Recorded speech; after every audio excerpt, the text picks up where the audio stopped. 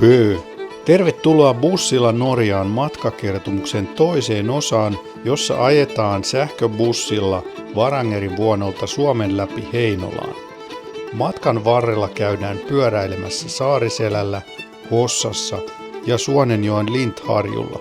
Maistellaan mansikkalimonadia, hätistellään porotokkaa ja nautitaan Suomen ja Norjan upeista maisemista.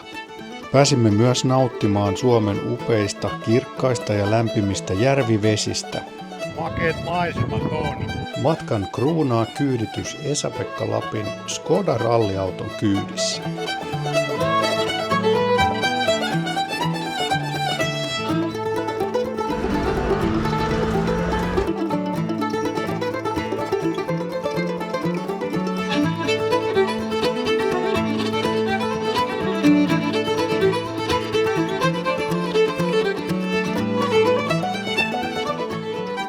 Parempaa sähköä? Kyllä, se jossa on Nesteen laatu. Neste MY, uusiutuva lataus. Tuntuuko vakuutusasioiden hoitaminen vaikealta ja kivulialta työmaalta? Laita tarjouspyyntö osoitteessa www.pohjantahti.fi/Keski-Suomi. Parhaamme tehdään ja ollaan varmoja, että pystytään yllättämään positiivisesti. Kierrätä autosi vastuullisesti. Lisätietoja ja viralliset vastaanottopisteet autokierrätys.fi. Piti vähän soveltaa, kun ei oikein muuten saanut letkua yltää, niin sitten ajoin tänne vähän sepelille vähän vinoa, että onneksi on neliveto. No niin, nyt ollaan täällä laturilla ja täällä oli mukava tapaaminen. Paikallisia alkuasukkaita löytyi täältä. Niin, hello guys, you are originally from Norway. Yes, we're from Norway. Which part? We are from the northern Norway, from Bygøynes. Pykeja. Yeah. Yes. Pikku Suomi.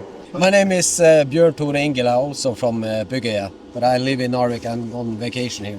Okay. So we are ancestors from the old Finnish who came in the 1850s to this area. Okay. And your last name, family name is Finnish? Yeah, Ingela. it's Ingela, yeah. Yeah. So you are having vacation now? Yes, we are here in Bygøya, visiting my father Okay. and my mother, so we'll stay in Bygøynes for 2 weeks. Okay. So we will explore this area. Yeah. And what car are you charging here? Charging with a Tesla. Okay. That's your Tesla That's behind. my Tesla, yeah. And you have I have an MG. MG, that red one here. Little red one there. Yeah. So how do you like the charging network in Norway? Oh, it could have been better, but I think it's okay now. It's a lot of charges, there's no problem. I came from Narvik with a camper van. Yeah. So I went from Narvik to Rovaniemi and to Bygøynes. Yeah. Bygøya. Yeah. So it's no problem. It's chargers all in the big cities or so. It could be more chargers in the smaller villages or so. Yeah. Like for example, it's no charging in Bygøya. Yeah, that's So right. It had been really good if I could get the chargers there. For Yeah. example. There at least somebody has a home charger there. Yeah, they have. Yeah. You have to have a home charger if you want to drive electric there. What's your favorite electric car? I don't have any a favorite electric car, but my favorite car is like a BMW E30 E30. Okay. because my father had when he was younger, when he was 18, he had a BMW E30 when he was 18, like something right on the age there. But he had it for a few years because they had in a big crash on. Oh, okay. In a swing up in the airport. To swing in sickness. In the winter time or? It was in the autumn. It was a little icy road, and then we went. It was totally wrecked after. Yeah. But that's your favorite. That's what you are going to have when you are Yeah. 18. 1986 BMW E30 series. Okay. In red. In red. Maybe electric conversion. No? If they come in a convertible, they're gonna still look like a UFO. No niin, käytiin. Mikäs tää oli? Bruussa, Tanabruussa Rematonnisessa kaupassa. Se oli ehkä vähän semmonen Lidli-tyyppinen ratkaisu. Aika suppea valikoima. Ei ollut paristoja löytänyt. Ja pienen harjan tarvisin. Voisi vähän lattia aina harjailla, niin ei semmoistakaan löytynyt. halpaa Coca-Colaa. Ei tää hintataso kyllä niin kuin euro on nyt sen verran vahva, että taitaa olla 0,85 jotain semmoista. Nämä on niin kuin 15% halvempia nämä hinnat, jos ottaa sen 1 nollan perästä pois. Joku 2 nollaa. Niin jakaa 10 ja sitten kertoo vielä, ottaa 15 pinnaa pois, niin sitten aika lailla eurohinnoissa. Nämä on niin kuin, saattaa olla jopa halvempia osit. Se ei nyt ainakaan enää pidä paikkansa, että Norja olisi kallis maa.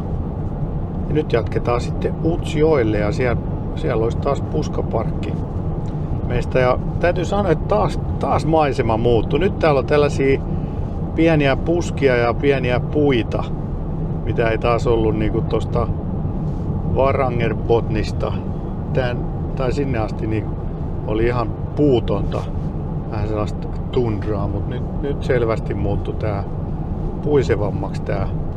Tää menee nyt vissiin tätä Tenojoen vartta sitten. Onks tää Teno? On. Tää on Tenojoki. On kyllä pirun iso joki. En mä tajunnut, että tää on näin iso. Sitä on niin varmaan 100 metriä leveäkin.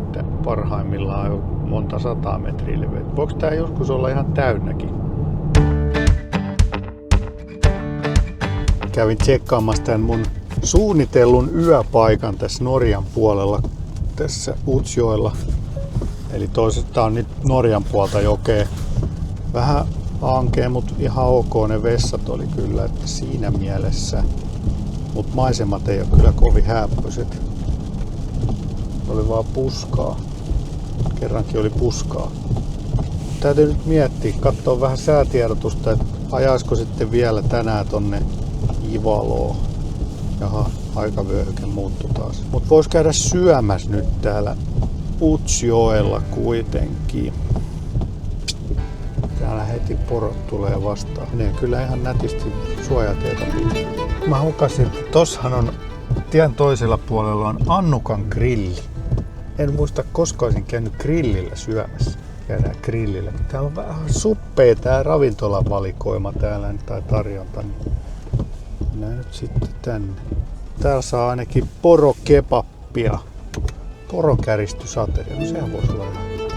Mä lähdin nyt sit pudottelee sieltä Utsjoelta tänne etelän suuntaan kohti Inaria. Siellä sato niin kovasti ja tuossa matkalla olikin jo tosi nättiä keliä. Mut nyt sit täällä taas alkaa sataa. Nyt on 40 kilsaa Inariin. Oli hyvä poroburgeri kyllä siellä Annukan grillissä ja siellä sai vähän kosketusta saamen kieleenkin. Siinä oli samassa pöydässä rouvashenkilö istui, joka oli saamelainen ja hän sitten kertoi vähän näitä omia kokemuksia, että kun oli 7-vuotiaana mennyt kouluun, niin oli pitänyt siellä puhua vaan suomea ja ei hän ollut puhunut ollenkaan koskaan suomeen. Se oli ollut pieni shokki sitten ja sitten oli ollut vielä tällainen asuntola. Kun oli 6 kilometriä matkaa kouluun, oli järjestetty asuntola ja asuntolaskaan ei saanut sitten puhua muuta kuin suomea. Ja nutukkaatkin oli pitänyt jättää pois, että piti jotkut nahkakengät jalassa olla. Kaikki se semmoinen saamelaisuus otettiin vähän väkisin pois silloin. Mutta nyt on onneksi ajat muuttunut, että kouluissa on saamenkielinen luokka ja saameen mennään jopa opiskelemaan sinne. Oikeaan suuntaan ollaan menossa. Mutta mä ajattelin mennä sinne Ivaloon, kun siellä on, kattelin puskaparkista, ei Ivaloon, kun siis Inariin, että siellä on joku vessa siinä aika lailla keskustassa. Täytyy katsoa, jos mä löydän sen. Ja sitten jos sen löydän, niin lataan siinä ja sitten jatkan Ivaloon. Siellä näytti olevan joku uimaranta ja mennään vaikka sinne sitten yöksi. Hyvä asfaltti kyllä täällä ja muutenkin hyvät tiet verrattuna Norjan teihin. On leveätä ja tasasta. Ensimmäinen yö nyt sitten Suomessa Norjan jälkeen, niin nyt on sitten puskailtu tässä Inarin keskustassa. Itse asiassa tässä Salen ja Ylen pihassa. Tästä löytyy hyvä paikka. Suht tasainen, sen takia mä tämän valitsin, koska tuossa olisi ollut tuollainen virallisempi parkkipaikka, mutta se oli tosi vino. Mä ajattelin, että tää on vähän suorempi. Ja tossa on siis yleinen vessa. Tää on ihan todella hyvä vessa. No ei nyt suihkuu sentään ole. Ja vessapaperi loppu, mutta ihan asiallinen muuta. Ja vielä sopivasti varjosta, ettei aamuaurinko ala paistaa tänne mun autoon korvennassa. Mä näytän nyt tässä mun aamupalan. Mä en oo kauheasti näitä ruokia kuvaillut, koska mä en oo sellainen ruokaorientoitunut tyyppi, mutta näytetään nyt. Tää on mun tyypillinen aamupala. 3 leipää, juustoa, voita ja tomaattia, jogurtti ja vähän siihen vettä kyytipojaksi. Siinä se. Näillä mennään. Ei muuta kuin ääntä kohti. Ja Ivalo jää nyt, ei Ivalo, kun Inari jää nyt taakse ja Ivalo on edessäpäin. Ja siellä oli ihan hyvä puskaparkki, siinä oli hyvä vessa. Ja rauhallinen paikka, ei kuulunut mitään koko yön.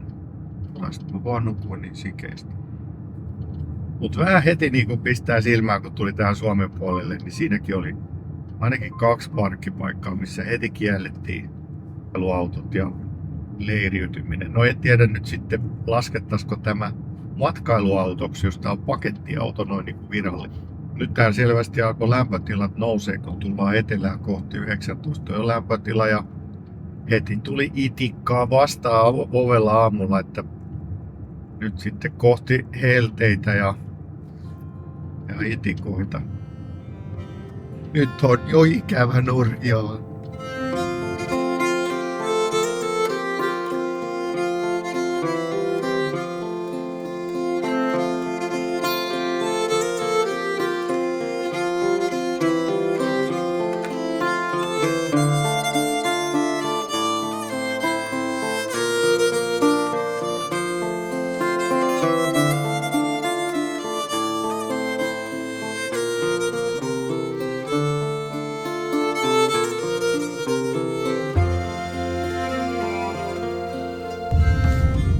Että siellä on komea maasturi.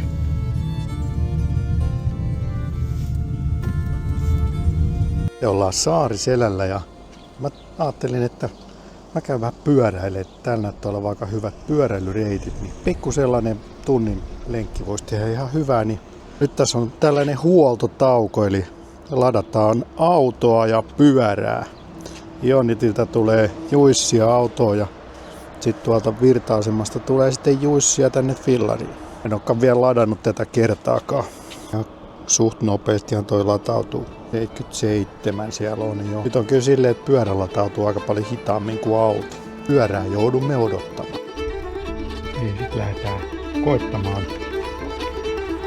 7 reittiä.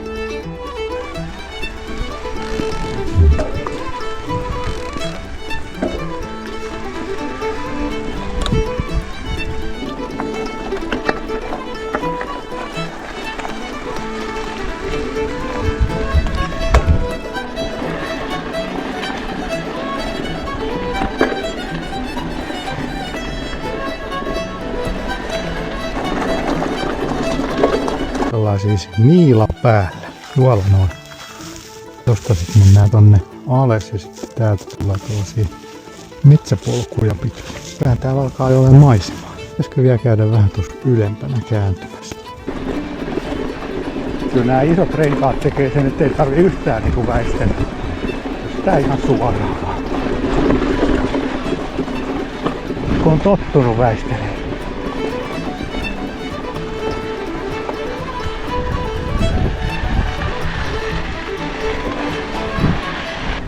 Tosta toi vielä ylös ja sitten lähdetään alas. Vähän joudun kyllä turvautumaan turboon jo tossa.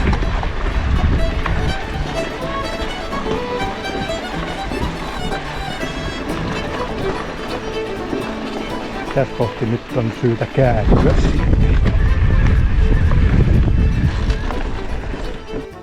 Ihan on jeppis maisemat ja keli, eikä yhtään ole hyttysiä. Sitten lähdetään alaspäin. Takaisin mistä tultiin.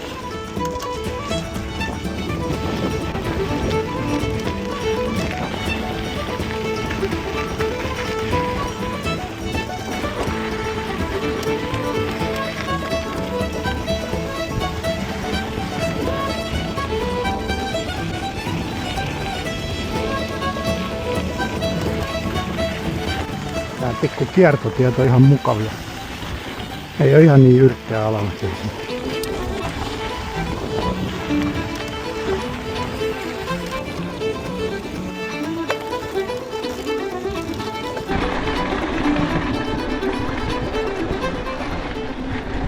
Täällä on kahluu, pitää nyt mennä yli.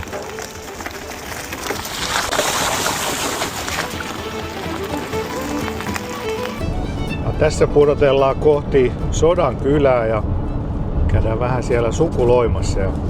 Tuo oli kyllä ihan hyvä toi pyöräsysteemi tuossa Saarisella. Vähän jäi nyt kaivelee, että olisiko pitänyt jäädä sinne 9 päiväksi pyöräilemään. Siellä oli niin hyvät reitit ja maisemat, että aikamoinen verkosto siellä. Mutta voisi tänään kyllä vielä jonnekin mennä. Mä mietin, että onko siellä Kuusamon seudulla jotain pyöräreittejä, niin jos menis sinne tänään ja sitten huomenna Hossaan. Nyt kun noit poroja jolkottelee vastaan täällä tiellä, niin ei niin enää kiinnitä edes oikein huomioon. Silloin kun ne ekat näkyi, niin se oli jotain tosi hienoa ja eksoottista, mutta äkkiä siihen sitten tottuu. Huomenta. Kyllä ukkonen herätti ja sade sen verran jytistää tuolla.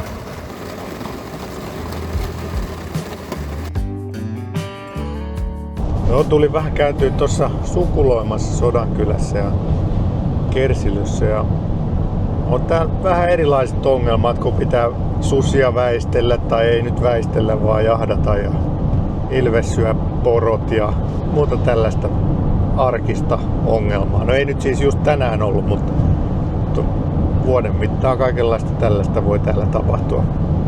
Nyt matka jatkuu sitten kohti Hossaa ja tossa pitäisi olla jotain nähtävyyksiä matkallakin. Katsotaan, saadaanko niistä kuvia.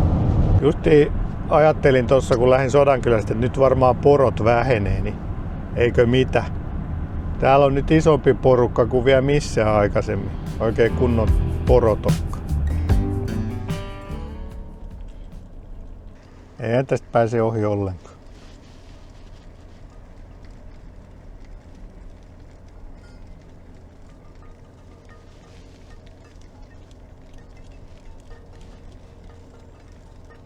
Ei väistetä, ei väistetä.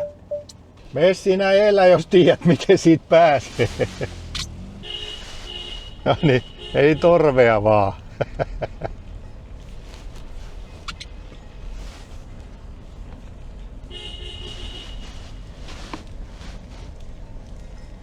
Mä menen tässä veneen vanavedessä.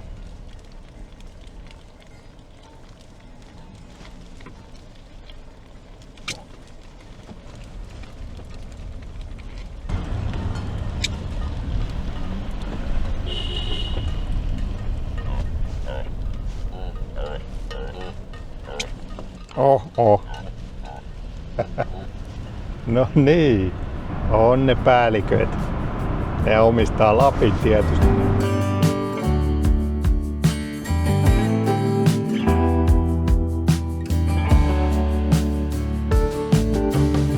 Tervetuloa Pelkosen niemelle. Nähdään Andy McCoyn patsas ja kuolla.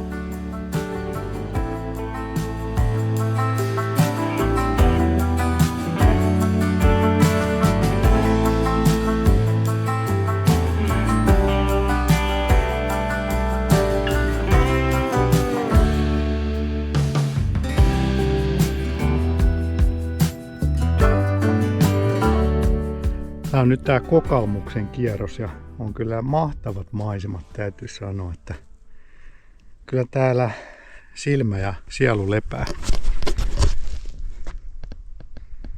Ja aika vauhdikasta polkua täällä, että varmaan ihan 2.5 mennään tuossa tasaisella välillä. Ja sitten on taas ihan hitaita ja pitkospuita. Mä oon huomannut, että mulla on tullut sellainen pitkospuukammo näin vanhemmiten, ettei uskalla ajaa sellaista 2 lankun pitkospuuta enää. Pitää taluttaa.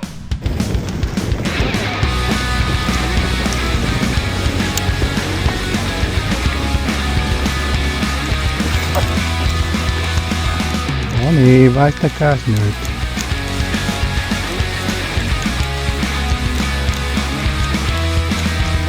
Ja metsä.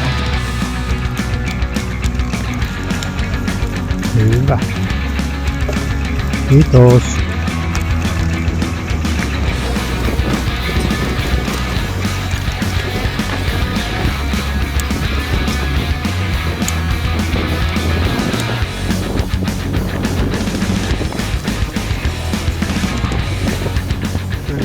vetää kovempaa.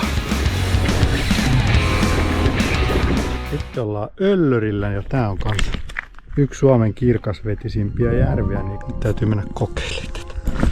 Jätetään kamera tänne rannalle, koska tästä on näyttöhalki tuolta takaa, niin tää ei ole ehkä ihan vesitiivis.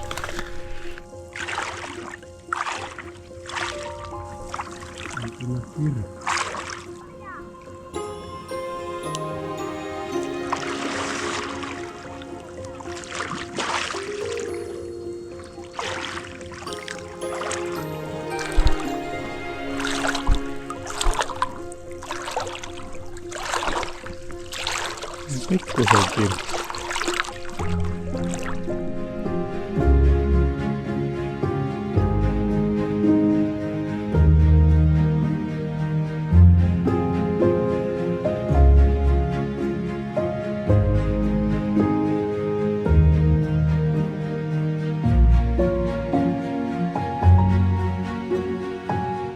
Nyt tapahtui yllätyskäänne matkalla, nimittäin mä kyllästyin täällä paikalla olemiseen täällä Hossassa ja mä lähden nyt ajamaan kohti Suonenjokea. Siellä pitäisi olla toi Vanhamäki. Siellä pitäisi olla maastopyöräreittejä. Ja niitä on kauheasti kehuttu, niin ehkä tässä nyt tulee tällainen, että kerätään näitä maastopyöräreittejä samalla. Niin aamulla tuli jo täällä Hossassa vedettyä 28 kilsaa ja sitten mä mietin, että illalla voisi vielä vetää toisen. Mutta aamulla ei enää ehdi, kun sit pitää huomenna ajaa koko päivä 7,5 tuntia, eli varmaan 9 tuntia menisi huomenna autolla. Ja mä ajattelin, että miksi mä nyt sit lähtis ajaa jo tänään, kun täällä on niin hiton kuumakin tässä päivällä, ettei oikein eikä jaksa tehdä. Et vähän nyt sit turhaan maksoin tän toisen yön täällä, mutta hienot paikathan täällä on, mutta nyt on kyllä vähän liian kuuma. Mä totesin, että tässä kuskin paikalla on kaikista mukavin. Istuu nyt näillä keleillä, niin sitten taas illalla kyllä viilenee ja on mukavaa tälleen päivällä, niin ei ole missään hyvä. 31,5 näyttää muuten auton mittari. Ja sitten oikein hotsita mun leiripaikka, että sinne ei nyt sit jää mitään. Että tämmönen levoton sielu, kun ei pysty olemaan yhtä päivää paikallaan. Jos olisi viileämpi ilma, niin ei mitään ongelmaa. Ja huomenna sit pitäisi ajaa se 9 tuntia. Mut nyt lähdetään sitten painattamaan. Mutta tänään oli kyllä hyvät setit tuolla, sellainen järvikierros. Siitä tuli joku 28 kiloa. Ei se itse lenkki ollut kuin joku 15 ehkä, mutta kun sinne piti ajaa, niin siitä tuli sitten siirtymään sitten se 13 varmaankin. Että pieni yllätyskäänne tässä, mutta toisaalta ei niin yllättävää kuin parempi varmaan, kun mä jatkossa teen nämä mun matkasuunnitelmat yksi yö yhdessä paikassa. Ei kyllästy. Ja kun tää on niin kivaa tää tien päällä oleminen, niin ei nyt taas mennään.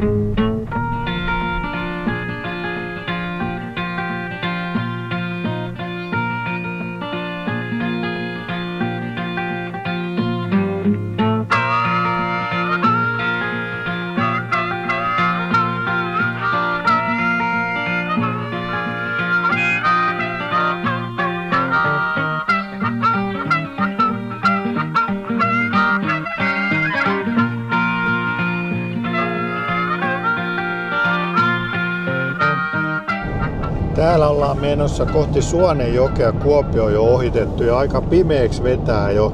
Alkaa aika lailla hämärtää täällä etelässä, kun on pimeät yöt. Niin kello on nyt 11:15. Tää meni nyt vähän myöhäisemmäksi kuin mä ajattelin, mutta tuossa live-lähetystä kun pidin siellä Iisalmessa, niin toi Pauli tuli siihen.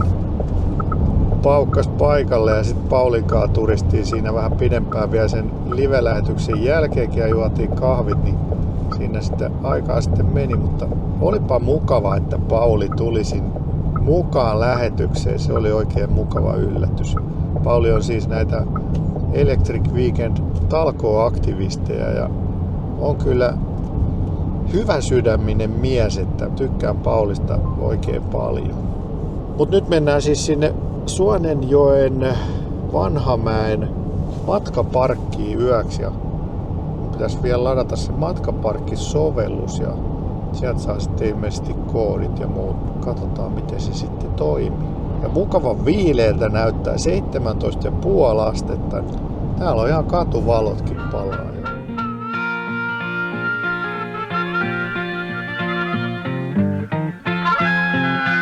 Nyt meillä on täällä Vanhamäen pehtori Tatu tullut paikalle.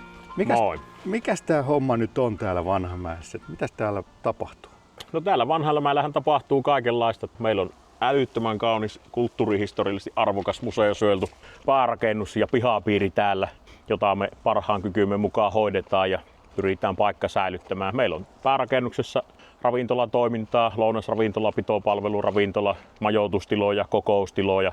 Sitten meillä on tämä matkaparkki, mikä on ollut tässä nyt pari kesää aika suosittu. Meillä on pihapiirissä leikkipuistoa, on vähän eläimiä, hevosia, lampaita. Joo. Sitten semmoinen erikoisuus, aina auki oleva kahvila, mikä on 24 tuntia, joka ikinen vuorokauden päivä auki tuossa. Joo, miten se on mahdollista? Me ollaan maalla turvallisessa pihapiirissä ja se on automaateilla toimiva itsepalvelupaikka. Niin. Okei. Et kyllä meillä on täällä kaikenlaista toimintaa, että kyllä on pyritty siitä lähtemään, että pitää saada pöhinää, niin silloin elämä. Joo. No nyt meillä olisi tarkoitus lähteä pöhiseen tuonne mettään noilla pyörillä, niin täällä on ilmeisesti hyvät maastopyöräilyreititkin. Joo, ei pelkästään hyvät, vaan ne on Suomen parhaat Suomen neulaspolut. parhaat? No se on aina hyvä kuulla, että Kyllä. mitään keskivertoja lähdetä kokeilemaan. Ei me semmoiseen viititä lähteä, että kun meillä on Suomen, tai oikeastaan meillä on maailman parhaat mansikat, niin pitää meillä olisi vähintään Suomen parhaat neulaspolut. Minkälainen lenkki meillä on tänään tiedossa? No me semmoinen 20 kilsaa ajellaan tuolla Lindharjun harjumaisemissa ja kierretään tuo Tolmuslammen lenkki, mikä on tosi kaunista mutkittelevaa neulaspolkua ja sitten me vähän varioidaan sitä, että me ajetaan sitten siellä harjun päällä, siellä on nätit maisemat ja se on hieno kun pääset semmoista kapeata hiekkaharjun päällä vetämään. Niin all right. semmoinen meillä on luvassa ja sitten sen jälkeen kun me tullaan sieltä, niin sitten me käydään pulahtamassa tuolla Jauhojärvessä. Kuulostaa hyvälle.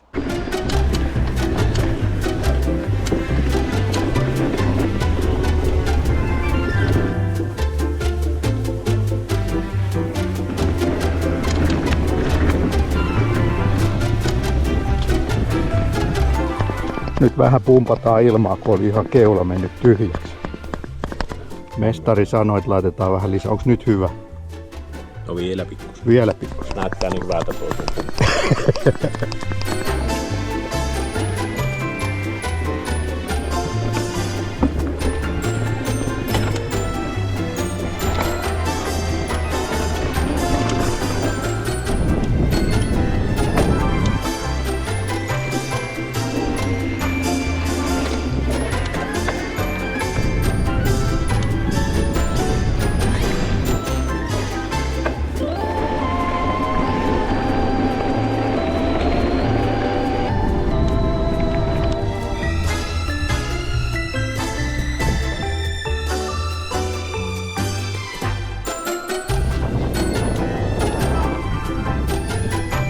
No niin, nyt ollaan käyty harjureitti vetämässä. Eikö se ollut Lindharju? Kyllä, Lindharju.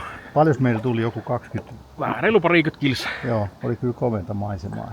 Mä lupasin Suomen parhaita neulaspolkuja, niin oliko? Oli kyllä vauhdikasta. No niin. Taisit vaan vetää vähän sellaisia helpompia reittejä mulle. No me veettiin sellaisia maisemareittejä, sellaisia nautintoreittejä. Oli ne kyllä nautinto joo, että kannattaa käydä katsomassa täällä. Mistä tänne nyt löytää sitten teidän somesta, jos haluaa tänne tulla? No Vanhamäki. Vanhamäki. Sillä löytyy nettisivut, on tietysti Facebookit, Instagramit, LinkedInit. Sieltä meidät löytää ja mulle saa laittaa viestiä, jos haluaa, niin Laineen Tatu on nimi, niin joo. Saa ottaa yhteyttä kyllä, jos on jotakin kysyttävää. Ja joo. Jos ei julkisista kanavista löydy infoa. All right. Ja sitten lopuksi me otetaan vielä vähän tällaista paikallista herkkua kuin Lettukeisarin mansikkalimonadia. Tää on aika makeeta ja hyvää kyllä. Tämä on. Ai. Kyllä täällä elämä höllii. Elämä höllii. Olikohan tää vesi liian kirkasta, kun ei uikkaita?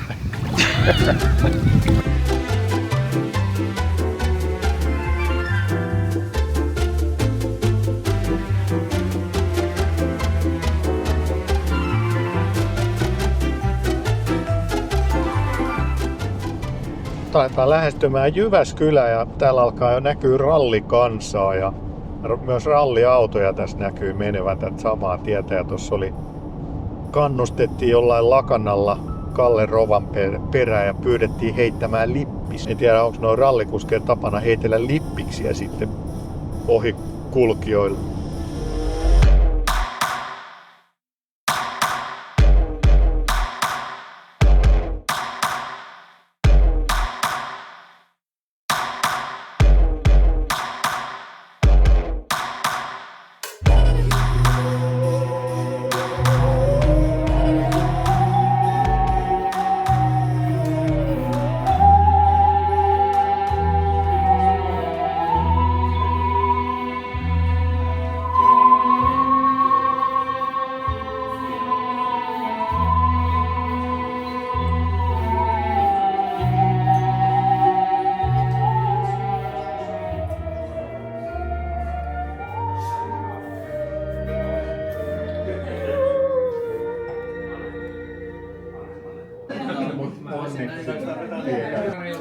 Ei muuta kuin vähän. Laulaa vai?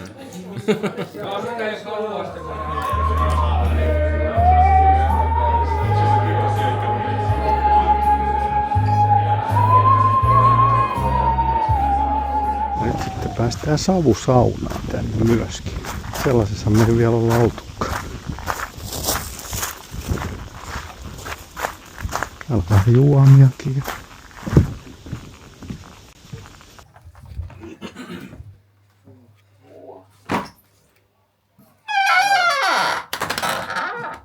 Siellä on aikamoinen kiuas. Täällä ei kyllä ole paljon näkyä, mutta...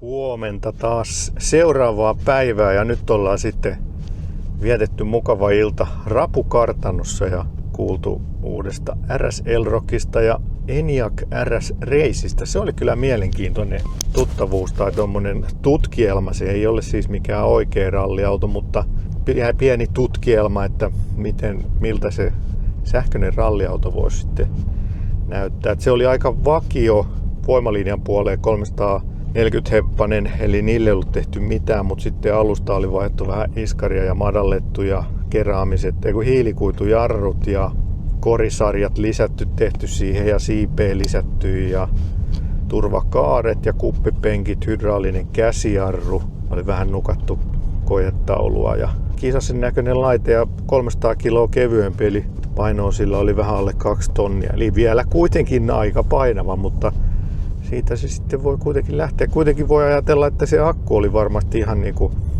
vakioakku, että siinäkin varmaan olisi vähän kevennettävää ja tarvisiko ralliautossa olla sit niin iso akku, jos se olisi vaikka jotenkin vaihdettavissa aina erikoiskokeiden välissä, niin se voisi olla yksi vaihtoehto. Takaluukku auki ja sieltä vedettäisiin joku akkumoduuli ja uusi tilalle ja se olisi suunnilleen yhtä nopeata kuin se tankkauskin. Ei nyt ehkä ihan, mutta melkein. 5 minuutissa varmasti semmoisen akkupaketin vaihtaisi. Et muutenhan se rallissa se sähköauto ei kyllä, energiankulutus on niin kova, että, ja sitten siirtymät ja kaikki, niin pitkiä pätkiä pitäisi päästä kuitenkin kovalla kulutuksella.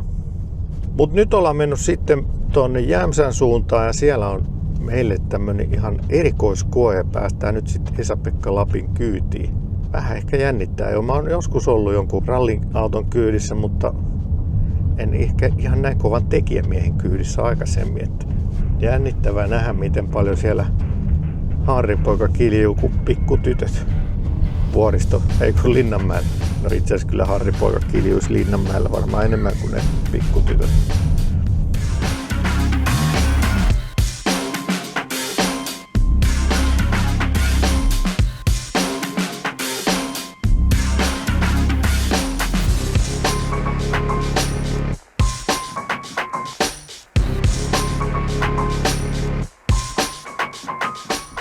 Niin, aletaan lähestyä pelipaikkaa.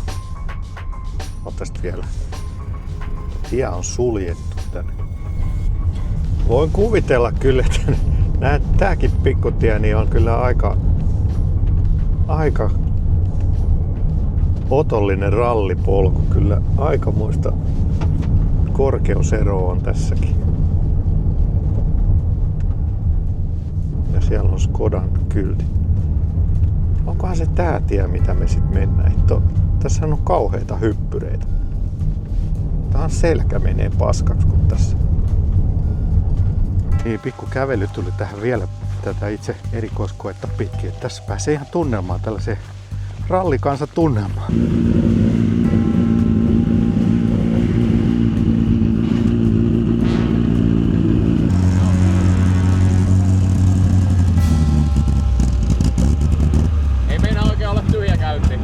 No, se iltapäivän löytyy sitten. Niin.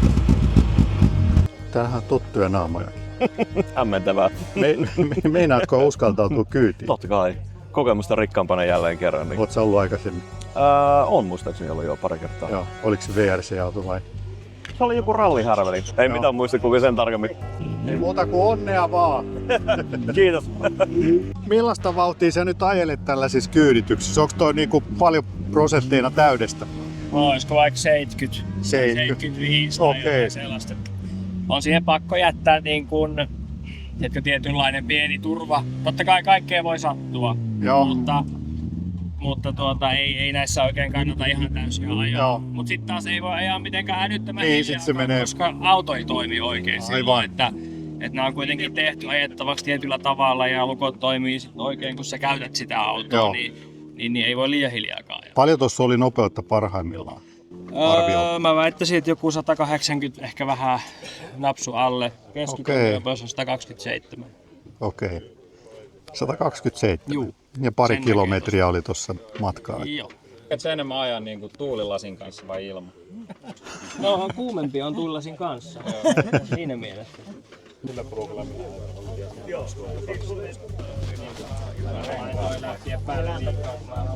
No niin, kohta mennään.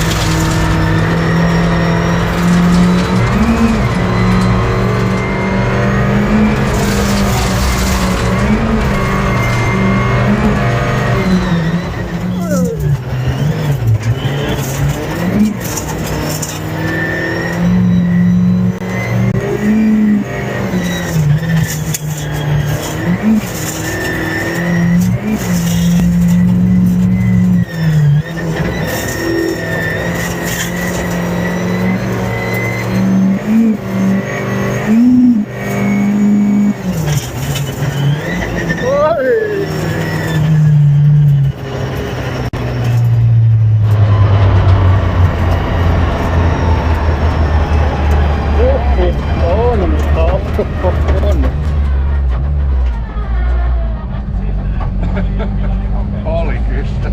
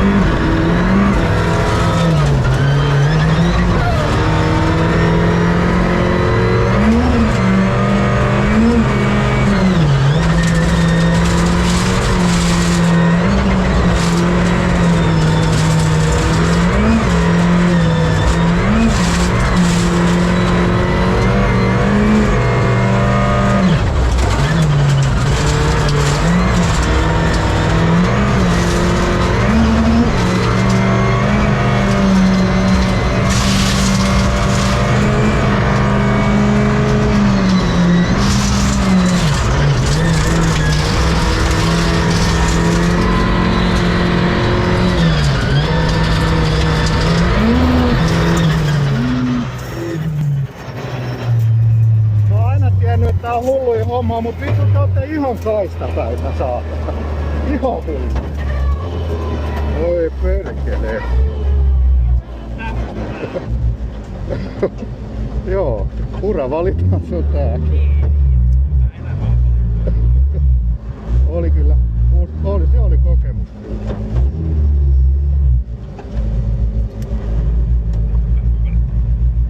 Kiitos paljon. Ei mitään. Nyt pitäisi vielä päästä pois.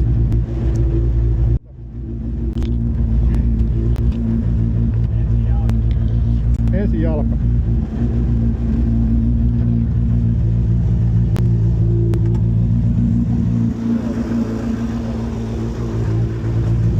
Kiitos. Oliko kiva? Mä oon tiennyt aina, että ne on hulluja, mutta vittu ne on ihan kaistapä. Jumalautaa. No niin, nyt on kyydityksessä oltu ja täytyy sanoa, että se oli kyllä järkytys.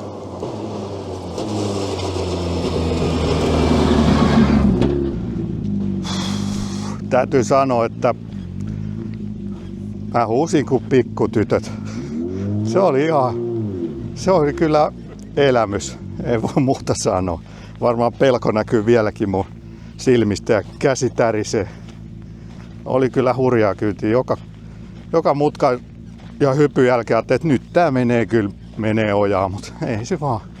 Tuntuu olevan niin kuin ihan lepposta sunnuntai-ajelua Esa-Pekalle, että oli kyllä raakaa menoa. En olisi uskonut. Mitä Marko, nyt sä olit siellä, niin miltä se nyt tuntuu? Kyllä vähän niinku verenpaine koholla ja veri rupesi kropassa kyllä pyörimään. Ehkä nestekin rupesi pyörimään. Ja... Onko naama miten punainen? On se vähän. Eli ilmeisesti oli hauskaa. Oli. Siis ihan mieletöntä. Siis niinku... Hei, jos tulee chanssi jollekin tommosen ralliautokyytiin päästä, niin käykää ihmeessä kokeilemassa. Suosittelen.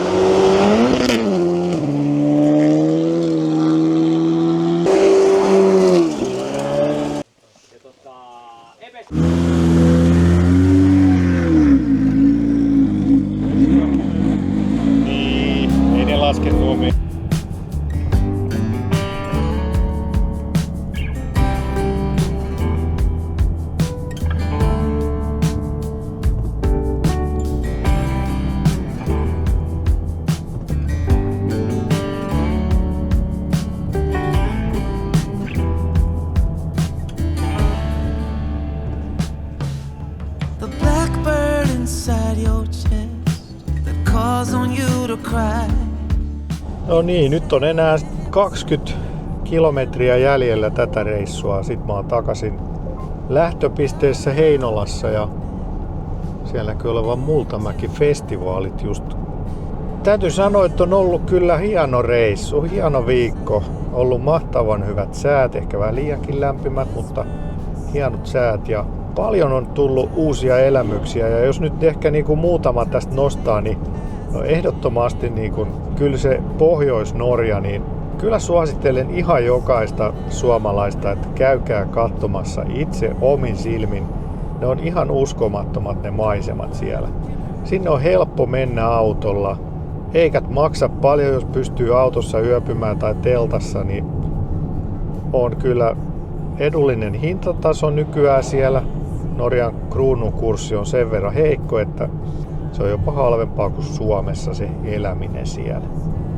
Et ei voi enää kalliiksi sanoa ainakaan sitä Pohjois-Norjan hintatasoa. Todella hienoja maisemia ja elämyksiä ja sähköautollakin sinne pääsee. Se tuli nyt ainakin nähtyä.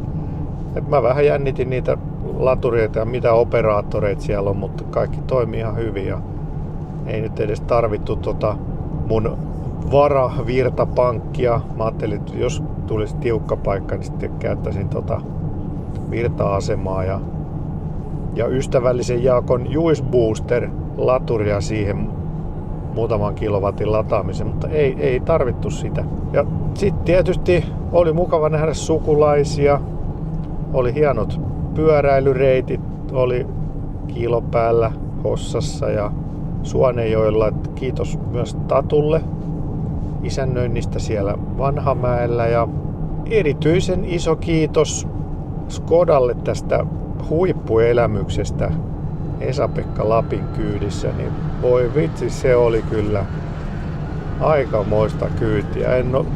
Osasin odottaa, että se on hurjaa se kyyti, mutta en olisi uskonut, että se on noin hurjaa. Mä keksin oikeastaan nyt sellaisen uuden vitsin. Mistä tietää, että rallikuskit on ollut saunassa?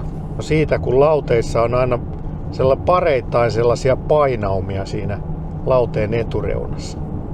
Et on kyllä kovahermosia kavereita ja Suuri hatunnosto suomalaisille rallikuskeille. Ja suuri kiitos myös Esa-Pekka Lapille taitavasta kyydityksestä, vaikka kartturi olikin ihan nössy. Mut joo, ehkä tähän on hyvä lopetella. Mennään, tässä on kuin muutama kilometri tonne mökille ja katsotaan sitten mikä on seuraava tämmönen reissu, mutta muutamia juttuja tässä nyt bussissa tietysti tuli huomattua puutteita, että lähinnä noita tavaroiden järjestäminen niin, että kaikki löytyisi helpommin. Että olisi vähän pienempiä lokeroita ja sitten ehkä kannattaa ensi kerralla ottaa se kaapeli mukaan, millä sitä auton saa kytkettyä sit sähkötolppaan, jos tarvii sähköä. Että nyt kun sähköpyörää lataili, niin se tyhjenikin se 3 kilowattituntia aika nopeasti. Varsinkin kun sato ja oli sadepäiviä, että se ei myöskään latautunut pariin päivään, niin sitten olikin akku tyhjä. Siis se virta-aseman akku. Mutta kiitos kun katsoit. Tästä tuli varmaan nyt tosi pitkä video. Kiitos kun olit mukana ja kiitos kaikille, jotka olitte live-lähetyksissä mukana. Se oli mukavaa, että siellä oli paljon porukkaa ja oli vähän niin kuin, ei ollut ihan niin yksinäistä se reissaaminen, kun oli sitten aina joka ilta leirinuottio seuraa, vaikka ei kertaakaan nuotio tehty, mutta kuitenkin. Ja jos et ole vielä tilannut kanavaa, niin käypäs nyt tilaamassa ja pistä myös hälytykset päälle ja käy tykkäämässä tästä videosta ja kommentoimassa, mitä mieltä olit Norjasta ja kaikesta muusta, mitä tässä nyt matkan varrella tapahtui. Ja palataan sitten seuraavalla sähköautovideolla. Böi böi! Ai niin, ja yksi homma vielä. Nyt kun matka on päättynyt, niin tätä ei enää tarvitse.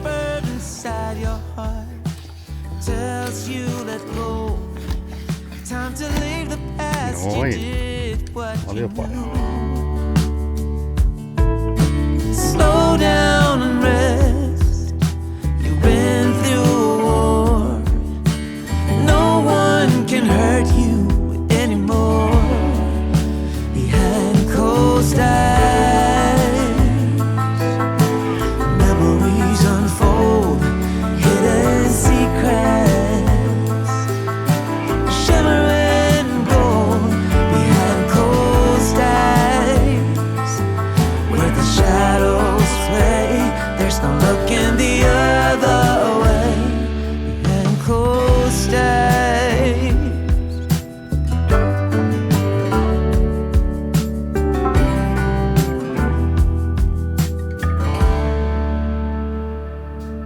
There's a song inside your soul, waiting to be heard. Ai niin, miten kävi sille keppikameralle, joka katosi Norjassa? No, sillä olikin oikein omanlaisensa pitkä seikkailu ja siihen palataan ihan omalla videolla. Keppikameran seikkailut on siis tulossa.